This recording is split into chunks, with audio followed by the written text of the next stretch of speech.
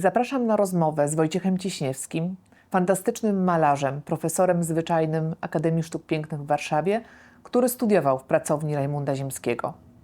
Wojtek Cieśniewski w ostatnich latach przed śmiercią artysty regularnie odwiedzał Ziemskiego w jego pracowni w Alejach Jerozolimskich. Projekt Rozmowy o Ziemskim realizowany jest w ramach współpracy z miastem stołecznym Warszawa w warszawskiej historycznej pracowni Rajmunda Ziemskiego.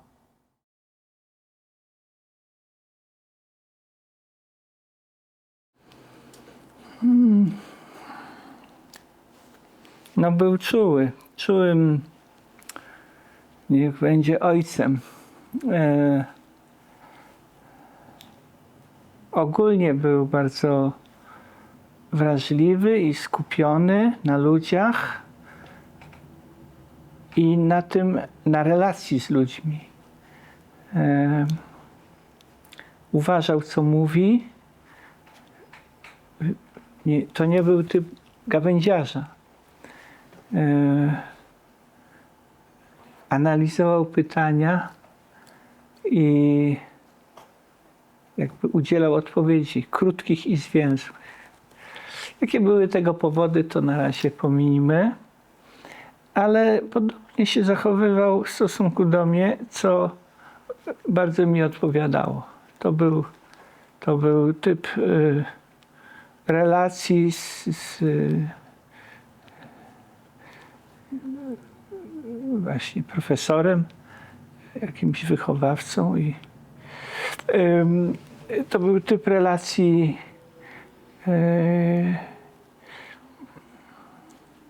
no taki dla mnie odpowiadający mi. Ja sam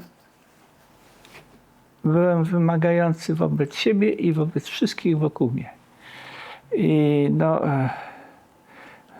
mnie się wydaje, że ostatnie 5 czy 10 lat trochę poluzowałem. Może to tylko pamięć, ale wtedy byłem bardziej wymagający, jeżeli chodzi o sprawę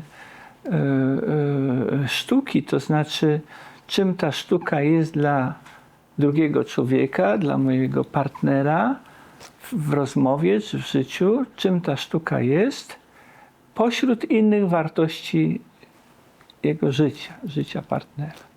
I jeżeli ktoś nie malował, no to brałem tego człowieka takim, jakim on jest. Ale jeżeli ktoś malował, to jaki ma stosunek do sztuki, do malarstwa, to jak maluje, miało wpływ na naszą relację, na moją ocenę, kim ten człowiek jest dla mnie. Ziemski mi odpowiadał od początku. Ja zdając na studia wybrałem sobie Ziemskiego, nawet trochę półświadomie powiedziałem, że właśnie zdaję tu właśnie do Ziemskiego. Nie? Jakoś nie powiedziało mi się na Wydział Malarstwa. I jeden z pedagogów po pierwszym roku mi zaproponował przejście i no tak nie mogłem tego pojąć, że co ten człowiek nie widzi, że po prostu buduje rzeczywistość swoją z Ziemskim i owszem, szanuję, doceniam rozmowy z innymi, no ale kręgosłup jest jasny. I jaki był ten Ziemski? Ziemski był oczywiście wymagający, co mi bardzo odpowiadało. Wymagał wobec samego siebie i wymagał wobec ludzi. Także dla mnie to było bardzo dobre i myślę, że i dla niego to on widział moją postawę. Moje jakby zaangażowanie, nie tylko fizyka, ale w ogóle moją filozofię, po co ja tu przyjechałem do tej Warszawy. W 1982 od razu po zdanym egzaminie w czerwcu zapisałem się w październiku do Ziemskiego jakby z przekonania, z wiadomych powodów, o których zaraz i po tygodniu czy dwóch zrezygnowałem, że to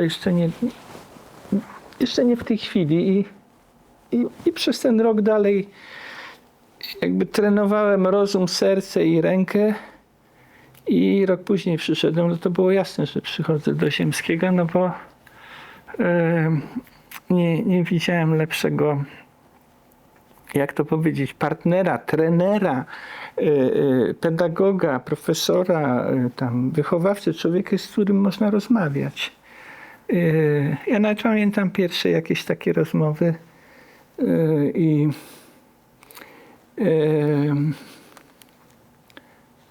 no, na dzień dobry to on był dosyć taki, nie starał się być miły. Akurat mieliśmy podobne takie. Nie starał się być miły, specjalnie się nie uśmiechał.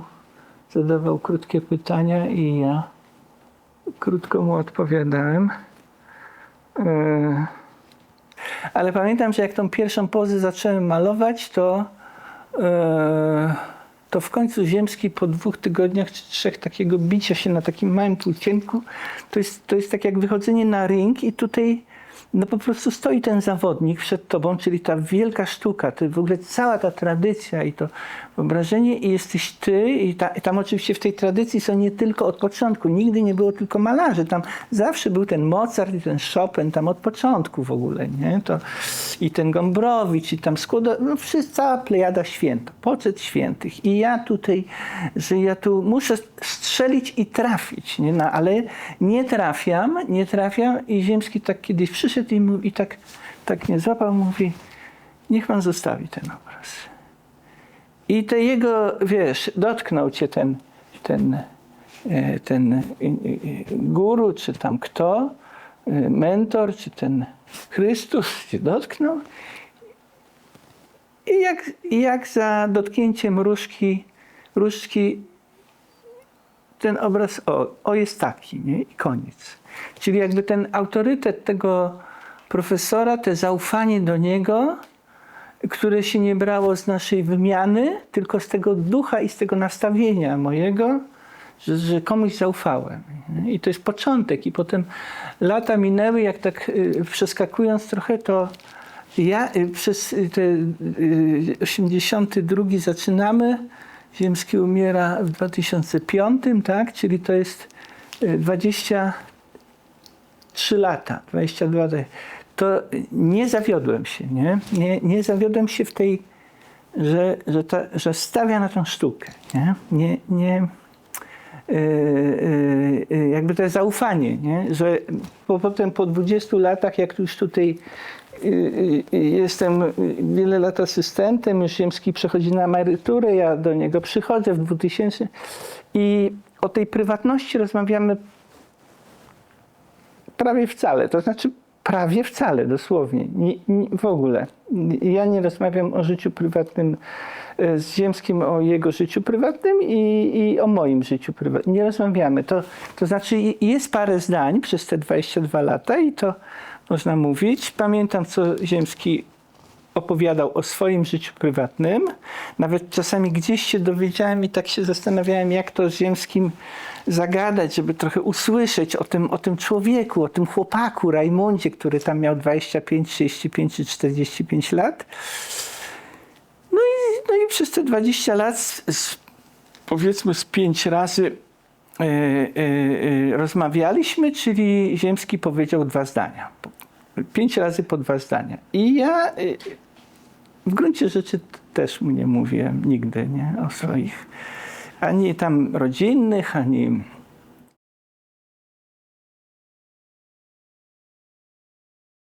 o sztuce wyłącznie, nie? Czyli mówiąc o sztuce, to tak, albo rozmawialiśmy no jak byłem studentem, to nasze rozmowy były o moich obrazach i o mojej postawie. Ziemski mówił swoją filozofię, na co ja powinienem zwrócić uwagę. Zawsze to było w formie, na co mam zwrócić uwagę.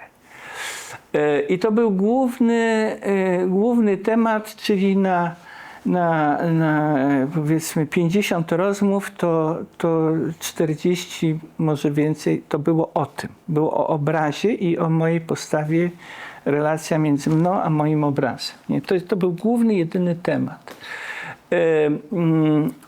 W okresie studenckim te 10 czy ile procent rozmów dotyczyło czego innego, nie wiem czy mam mówić, a później ta proporcja się zmieniła, kiedy zostałem asystentem, czyli o moich obrazach mówiliśmy mało, czasami niech będzie procentowo no, z 10%. Aha, bo mówiąc o moim obrazie na początku czy na końcu, to było o obrazie i często było, co Ziemski stosował, ja to lubiłem i potem chyba nawet tak się też w tej glebie ja to przyjmowałem, bo było o obrazie w kontekście innych obrazów, w kontekście historii i tradycji. Rzadko kiedy w kontekście współczesnych obrazów. Nie? Dlatego, że te starsze obrazy były już bardziej ustabilnione. Też było ryzyko pomyłki, ale było takie powiedzenie, że no jak ktoś nie ceni, kogo tu wymienić? Matissa? O, to było o Ziemskim, mógł tak powiedzieć. Jak ktoś nie ceni Matissa, to niech nie myśli, że ceni Rembrandta, bo to samo. Bo o to samo chodzi, nie? Tylko inna forma na innych treściach, ale ta sztuka to jest zawsze to samo. Nie? To jest jedna z tych filozofii, że pojęcie sztuki się nie zmienia, tylko forma i zawartość, i treści, i powody, i misja nawet sztuki się zmienia, ale pojęcie się nie zmienia, tak jak pojęcie prawdy się nie zmienia, jak pojęcie miłości się nie zmienia, jak pojęcie i tak dalej, pojęcia się nie zmienia, ideał się nie zmienia, idea, zaraz, bo się poplączę, ale pojęcia się nie zmieniają, natomiast zmienia się to, co one obejmują. I Ziemski na pewno reprezentował i ja też w gruncie rzeczy taką filozofię reprezentuję, że pojęcie sztuki się nie zmienia. I mam na dzisiaj, jak rozmawiam, czasem nie jestem grzeczny i jak ktoś używa słowo sztuka, to ja mówię, a ty jak mówisz sztuka, to co masz na myśli? I jeżeli ty nie wiesz, co powiedzieć, to znaczy, że nie rozumiesz, że tak sobie tylko używasz tego słowa i tam mówisz, no. I ja w związku z tym mam kilka definicji tych pojęć. I one się tam troszkę zmieniają, są ruchome, to korekty robię tych pojęć, ale ciągle je mam. Nie? Żeby mieć na dany czas wyobrażenie, o czym ja mówię. Nie? A miłość to co to jest miłość? Jak nie wiesz, to nie wiesz. Nie? No właśnie, to tylko tak niby czujesz, ale nie wiesz. Nie? I ta potrzeba definiowania i Ziemskiego nie męczyłem. Zostawało to bez słów, ale Ziemski miał bardzo sprecyzowane pojęcie, co jest sztuką, a co nie jest sztuką. Czasami to się troszkę z nim podrażniłem, bo ktoś mówił, że to jest dobre malarstwo, na przykład. Nie? No to ja już mnie tak króciło, może to nie było na studiach, ale potem na pewno i mówiłem, ale jak to dobre malarstwo? To znaczy jest dobre malarstwo i złe malarstwo, a może jest tylko malarstwo i nie malarstwo, co? No to zdefiniujmy to, jak pan mówi malarstwo, to znaczy co? Nie? I wtedy tak jak, no i tam można jakoś przykłady mówić. Ale Ziemski miał bardzo precyzyjnie zdefiniowane w sobie, a to, że nie robił wysiłku, aby słowami to wyrazić, a potem z latami robić korekty, bo człowiek się zmienia, więc trzeba i słowa zmieniać, pantarej, nie? Wszystko płynie. I nie męczyłem go. Ziemski był wychowankiem idei, wychował się w ideach, które reprezentowali kapiści, głównie chodzi o Cybisa i Nachta. W tym się wychował. Ziemski, tak jak i wielu wówczas, odróżniają pojęcie obrazu i pojęcie ilustracji. I ta ilustracja może być robiona też farbami, czy ołówkiem, czy innymi technikami. Rajmund ostatnie 5 lat jest na emeryturze i ja przychodzę do pracowni. I Ziemski ostatnie chyba ze 3 czy 4 lata nie wychodzi z domu. Nie? To jest inny okres. Ostatnie, i to powstają te, wiadomo, po 2000 roku też te obrazy się zmieniają. No mówiąc o obrazach, według mnie Ziemski mówi, w ostatnim okresie Ziemski mówi nie o swoich przemyśleniach, tylko bezpośrednio o sobie. Nie? To jest ten charakterystyczny taki okres, charakterystyczne obrazy. I to są o tym, jakby musiał nazwać ten okres, to jest taki czas, kiedy Ziemski mówi chcę żyć i daje chcę żyć, taki tytuł. Albo o chęci życia, o tym, że życie jest piękne, nie? Że ja to widzę i czuję, bo czuję, że się kończy. Nie? I to nie jest ostatni miesiąc, tylko to jest kilka lat. I na tych obrazach zawsze pojawia się jakieś takie, w jakimś takim pewnym tle, nazwijmy to, pojawiają się jakieś elementy, które są symbolami tego życia. Bardzo często są to przeszkody, jakieś takie geometryczne, trapezowe, jakieś takie figury i między tymi figurami wije się jakiś znak, który jest symbolem tego życia, który często jest też z dołu do góry, do tego nieba, do tej wolności chce żyć. I to, więc w ostatnim okresie Ziemski mówi bezpośrednio o sobie. I to dla mnie to była taka lekcja, że to nie ma co czekać do ostatniej, że to jest jedna z najważniejszych rzeczy, żeby powiedzieć o sobie, czyli jak mówimy, można mówić o świecie, ale mówić o świecie, to znaczy ja mówię o moim postrzeganiu świata, mów o sobie i czy tam będzie temat świat, czy moje mycie rąk, czy to, że tam palec mnie boli, to już są szczegóły, nie? Ale ja mówię o sobie i to uświadomienie sobie, że ja mówię o sobie, bezpośrednio o sobie. A jak Ziemski miał ten okres w latach 60., to on mówił o poczuciu zagrożenia. No wtedy też mówił o sobie właśnie.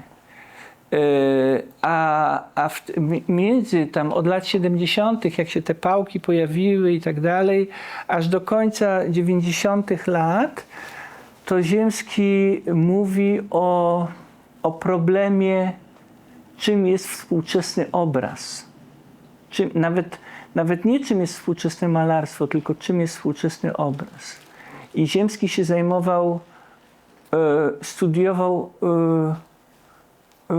budowę obrazu, zajmował się studiowaniem budowy obrazu i ta budowa obrazu miała odzwierciedlać świat natury.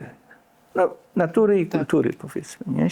Świat ten realny i duchowy oczywiście, ale on się nie zajmował analizą świata docelowo. Odwrotnie. I potem jak ten świat przełożyć? Odwrotnie. On się zajmował obrazem, no w innym sensie niż Cézanne, w innym sensie niż tych wielu, którzy studiowali te malarstwo. Nie? O czym malujesz? O malarstwie. Nie? Tam o takich problemach. Więc Ziemski też malował o malarstwie.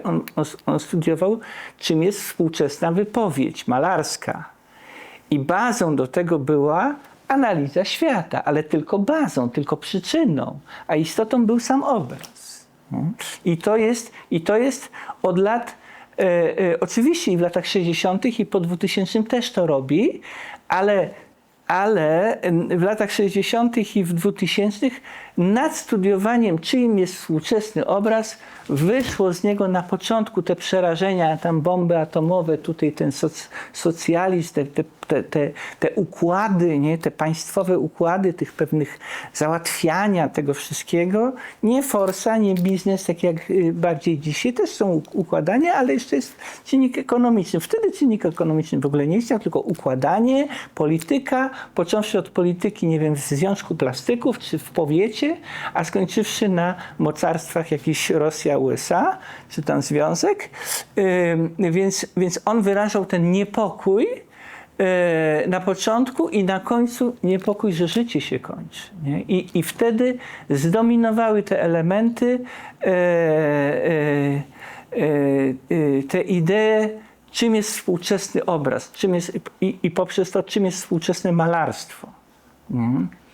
A właśnie w tym środkowym okresie, czyli przyjmijmy plus minus 70, niech będzie 4, tak? Jak się kończą oczy, jeszcze tam to i ten duch ginie powoli po tych latach 60., po tych pejzażach, potem te sztandary, te oczy, to wszystko patrzy, nie? Czyli jeszcze ten człowiek i później coraz bardziej, czym jest obraz, nie? Czym jest współczesny obraz. I to właśnie dominuje całe lata 80., 90. i nagle te choroby tam po kolei, nie? Z czasem, 92 rok i tak dalej. I potem 2000, to jest pogarszający się stan zdrowia, oczy, cukrzyca, to sio, nie? I to poczucie zagrożenia i znowu dzięki temu wrócił. No i anegdotka, teraz jest chyba 2005 rok, już tu Ziemski po domu chodzi, tak nie? Tam coraz tak mu trudniej chodzić, poruszać się. A ja wtedy przychodzę 2 razy w tygodniu, we wtorki i w czwartki i jestem jakimś takim kontaktem z życiem. Przychodzi Teresa Pranasiuk, przychodzi Krystyna. Nie wiem, czy jeszcze kto, tam od czasu do czasu pewnie ktoś wpada, wiadomo. Nie, no jasne, że przychodzą czasami ludzie, ale my przychodzimy dosyć regularnie. I ja wiem, że ja jestem takim trochę kontaktem i tak trochę chcę temu mojemu bliskiemu człowiekowi, chcę tak nawet i wnieść, i co tam w świecie i tak dalej, ale nawet tak o samych obrazach, no bo z kim on z tym, nie? I kiedyś stoi, tutaj nie widzę tego obrazu, ale tak mam go przed oczyma i tak stoi taki tutaj obraz. I ja tak patrzę i tak, no już tak wtedy czułem, że mogę sobie pozwalać na różne takie żarty, żeby trochę go tak ożywić, Rajmunda i tak profesora i tak żeby trochę i tak mówię, a co to? Co pan tutaj? Co to jest? Nie? I on nawet był zdziwiony, co ja tu nie? O co chodzi? No bo on jednak jest bardzo poważny, nie? Tu w tej relacji Ziemski i obraz. I ja mówię, co to znaczy? Co to w ogóle? Co to? Zachód słońca? Nie? Ja to nie wiem, czy kojarzysz ten obraz. Więc jest płótno, tak jakby to tu tyłem i na dole po prawej stronie jest taka 1/4 takie koło czerwone. Tam jakiś taki rodzaj czerwieni, nie? I mi się skojarzyło, że to takie słońce zachodzi. Nie wiem, czy już ci to opowiadałem, ale zachodzi, opowiadałem ci? Nie. I zachodzi to słońce, ja widzę i tak mnie to autentycznie się wkurzyłem, ale czułem, że sobie mogę pozwolić na ten, nie? Tak. I mówię, co pan? Zachodzące słońce? Koniec? Życie? Kończące? Co pan? Nie? Ale tak mu pokazuje, że zaraz wpierdziel dostanie, nie? Panie profesorze, nie? I mówię, proszę pana, nie? I tak czuję, że jak w teatrze jestem, mówię, proszę pana. I mówię dokładnie całą jego filozofię. Mówię, proszę pana, najwięksi artyści, najlepsze obrazy malowali na koniec życia i wymieniam mu jego Tycjan, ostatnie obrazy. I wliczam. Nimfa i pasterz, jak ja mówię nimfa. I Ziemski tak, nie, wiesz, nie? Święty Sebastian, Tycjan, złożenie do grobu w Wenecji, nie? I mówię te słowa i patrzę, nie? I teraz tu, przypomnij sobie, nie? I Matisse, nie? I tu. I następni, nie? Proszę pana, ostatni okres to jest najpiękniejszy ich okres życia. Teraz ma pan najpiękniejszy okres życia. Ziemski nie ma palców, prawie nie chodzi. Tu wszystko się sypie, nie? Leci. I ja mu mówię, że to jest pana najpiękniejszy okres życia. I ja, proszę pana, nie żartuję, jeżeli mówimy o malarstwie. Chyba że, i chcę dopowiedzieć, dla pana to już nie jest ważne, tak? Tylko się pan rozczula nad sobą, tak? Ale tego nie powiedziałem. Ale on wiedział, że ja to mogę powiedzieć. I on się tak zaczął śmiać, że gdzie? No jak to? A jednak, jeżeli gramy do końca w malarstwo, a nie w kaprysi pan, tak? Nóżki bolą, tak? Do roboty. Jak idziemy w to dalej, tak?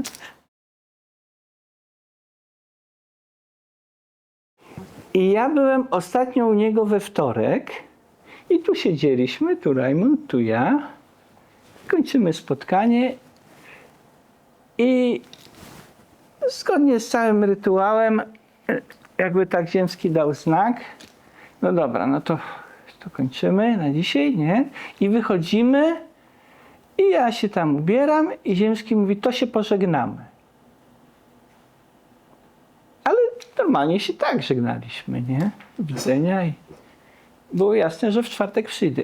A Ziemski nie, że nie, bez tam obejmowania się, ale trzyma i patrzy i łzy ma. Stoją, woda w oczach stoi mu, nie? Co? Nie miał tego, nie? I ja się domyśliłem, że on się ze mną żegna.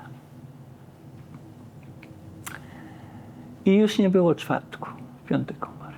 I on tutaj już jakby nie było żadnych anegdot, że tam wcześniej mówił, że Cybisz mu mówił, pan jest jak Giewont. Do Ziemskiego mówił, że Cybisz mówił, najbardziej mnie wkurza, bo pan jest jak Giewont, a ja jak góry świętokrzyskie.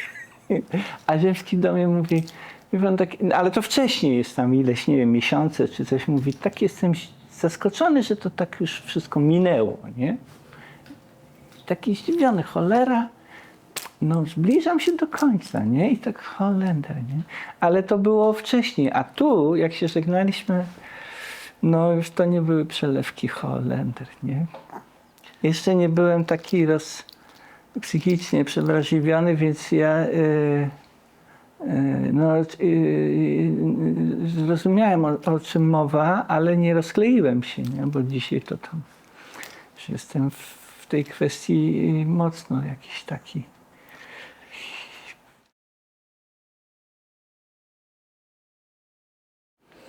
To znaczy bo tak, rytuał, że profesor ma przyjść o 10 we wtorek i w czwartek, no to był od zawsze. Ziemski wprowadził taki rytm i ludzie wiedzieli w środę, że dzisiaj nie będzie profesora, jest inna psychika, ale też wiedzieli, że jutro profesor przyjdzie. Ziemski jak przychodził, to sam mówił nazwisko pan i tam on miał to przemyślane, nie? Czy pani taka. Jak kogoś nie było, bo nawet nie patrzył, kto jest, tylko mówił, kogo chce obejrzeć. Natomiast jak miał przyjść, no to było wiadomo, że krzesło profesora musi stać pod oknem, tyłem do okna, żeby jak usiądzie, to żeby miał z tyłu światło i obok trzeba postawić drugie krzesło i obok z drugiej strony drugie dla studenta i dla mnie. Znaczy jeszcze wcześniej dla studenta i dla asystenta Czesiu Radzki był, jak ja byłem studentem, ale ja już tego pilnowałem, bo miałem takie poczucie poukładania i Ziemski tak w różnych kontekstach mówi, wie pan, jak strzelać to prosto w łeb, nie? Albo że przejście, namalowanie obrazu to jest przejście po linii nad przepaścią, nie? I że to nie można za wolno, nie można za szybko, nie można nonszalancko, ale też nie można z trzęsiawkami, nie? Tylko to po prostu wygrać ten bieg na 60 metrów, nie? No, trzeba trafić, nie? Trzeba przejść tą granicę. No więc jakby czasami przychodził i patrzył, co jest nowego, co się pojawi nowego. Ale ogólnie on chyba czasami mówił od razu, jak coś zobaczył, to powiedział jakieś słowa. Ale ogólnie miał inną metodę, mianowicie on widział jakieś obrazy i nic nie mówił. I jak przyszedł następnym razem, to mówił, no pan Chylak proszę, nie? 3 dni wcześniej zobaczył obraz i to, nie? Więc on potem to tam lata mijają i czasami mówi, wie pan, rano siedzę i już nie mogę myśleć o obrazie, bo mam na 10 iść i od tej 5 czy 6 rano myślę o tamtych obrazach, co je zobaczyłem i jak szedł, to miał przygotowaną myśl. I on wchodził, siadał na spokojnie niby i łup, jedno zdanie, nie? Albo dwa. Nie? To nie był gawędziarz, on tak mówi. Niech pan pomyśli o znaku, nie? O znaczeniu tego znaku, nie? O znaczeniu relacji. Niech pan popatrzy, nie? A potem innym razem mówi, proszę pani, napięcie wynika z kontrastu. Ale z jakiego kontrastu? Niech pani szuka tych kontrastów, żeby przez to szukać napięcia, tego, nie? Tego. I tam czasami ja dopowiedziałem, jakbyś struny stroiła, nie? W tym fortepianie, nie? I prawie się nie odzywałem, ale tak czasami mi się tam coś wymknęło. No więc Ziemski mówił o elementach budowy obrazu, bo właśnie wtedy, ja przychodzę, to 82, potem 3 rok, 88 i Ziemski do końca lat 90. idzie. To te 20 lat właśnie Ziemski się zajmuje, czym jest współczesny obraz, to znaczy czym jest współczesne malarstwo, a odpowiedzią na to jest czym jest współczesny obraz. To jest nad wszystkim. I dopiero to jest stworzone przez myśli o naturze, o tradycji, o tym, czym jest przyroda, wszystko, nie? Ale i on o tym mówi do studentów, nie? O elementach tworzących obraz. Przy czym do studentów nie mówi ogólnie albo uniwersalnie o obrazie, tylko on mówi o drodze, jakbym dzisiaj to miał nazwać, to on mówi o drodze, on bierze pod uwagę, że student jest w drodze dochodzenia do współczesnego obrazowania świata, do obrazowania współczesnego świata, ich świata, nie? O drodze. No i do jakości, bo ma bardzo sprecyzowane poprzez pracę, poprzez analizę, poprzez tą czułość, poprzez nierozpraszanie się w życiu prywatnym na wiele innych rzeczy związanych, nie wiem, z materiałem, z rodziną, z materialnością, z tym. I on sobie wypracował tą jakość i on mówi o tych elementach wszystko przez pryzmat, żeby ten obraz był lepszy, nie? Że lepszy. W ocenie, o czym czasami wspominam, był też powściągliwy. Zazwyczaj, prawie zawsze miał 2 formy oceny i mówił przyzwoicie. Albo mówił nie bardzo. Miał też... no i kiedyś zapytałem go, już w tym późniejszym oczywiście wieku, dlaczego pan takich słów nie używa? Piękny. Wspaniały. Nie? I on powiedział, bo te pojęcia mam zarezerwowane dla Rembrandta. No. Ale nie powiedział dla Matissa, nie? Tylko dla Rembrandta. Nie powiedział dla, może nie rówieśnika swojego, nie powiedział dla... On uważał, że ten Matisse to jest sztuka współczesna. Matisse chyba umiera w 54, tak? Powściągliwie się wyrażał. Nie słyszałem jakichś, jak to Ziemski by powiedział, peanów na temat takich współczesnych. Ziemski nawet chyba unikał ocen, zajmował się analizą. Nerwy, ale ich nie okazywał. Był człowiekiem zamkniętym, powściągliwym i w opiniach, i przede wszystkim w wyrażaniu emocji. Wszystko to wtedy to było mi bliskie. Dlatego był taki bliski. Nic nie musiałem mu tłumaczyć, ani... No.